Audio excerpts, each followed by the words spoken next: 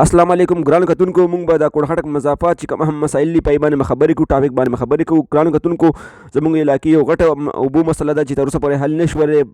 اوې کال وشول چې پاکستان جوړ شوی دی، خو زموږ چې کوم سیاسي کسان دي هغې په دې باندې هېڅ هم توجه نه ورکوي. او هم چې کوم خاص چمچي وایي ته چې کوم دی بورونه وغیره ووایي، او نور غریب چې کوم دی در په در خاورې په سر باندې ګرځي.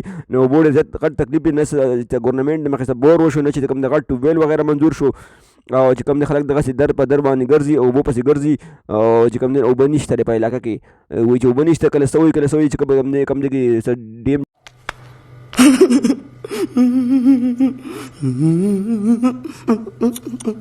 کلیپ ته استادان ماشومان راځي، خو استادان نه وي یا کرام شي، هغې باندې ټرانسفر کېږي. سیاسي کسان چې کوم دی هغې کسان برتي شي او چې کوم دی هغې به یې ټرانسفر کړي. او په دې باندې مونږ احتجاج هم کړی، به روډ ته مروتي یو.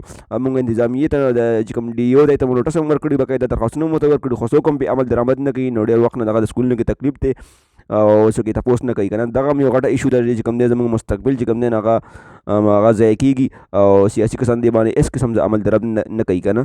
که بل طرف ته تاسو وګورئ نو انتظارګاه یو غټه ایشو ده زموږ علاقې کې چې کوم دی 50,000 نه سوا آبادي ده د پوره علاقې. او د دې یو انتظارګاه نشته. زموږ میندې خویندې چې کوم دی په دې یخنۍ کې، په دې باد باران کې، په دې طوفان کې او په دې دون کې، په دې لړه کې چې کوم دی هغې دغسې کولې اسمان تلې ناستې وي او بیماران وي. ډېر زیات خلکو ته تکلیف دی پوره علاقې ته چې کوم دی. نو څوک وایي چې ځمکه نشته، څوک څه وایي څوک څه وایي. نو سیاسي کسان په دې باندې هېڅ قسم څه تعاون موږ سره نه کوي. ډېر خلکو ته ډېر زیات تکلیف دی. دا چې کوم سیاسي کسان دي، اوس الیکشن دی، دغه وخت دی، پکار چې دی دا موږ ته مسلې حل کړي، ځکه چې دی 15 کاله بعد خو دی به موږ ته راځي. نو دغه غټه مسله ده چې کوم دی انتظارګاه چې کوم دی نشته دی، پوره علاقې کې انتظارګاه نشته دی. ګرانو کتونکو، تاسو بل طرف ته وګورئ نو ګیس پایپونه خو لګېدلي دي، خو ګیس نشته په پوره علاقه کې.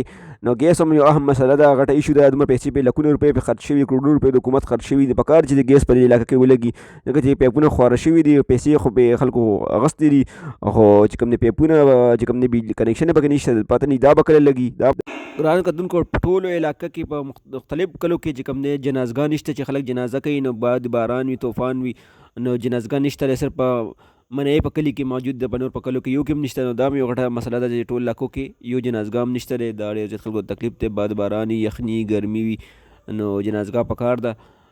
نو دا هم یو غټه مسله ده زموږ علاقې. ګرانو کتونکو، انشاءالله موږ به یو ځل ستاسو سره یو ځل بیا ملاقات کېږي په یو نوي ټاپک باندې، یو نوي ویډیو باندې. دې سره موږ ته اجازت راکړئ. د الله په امان.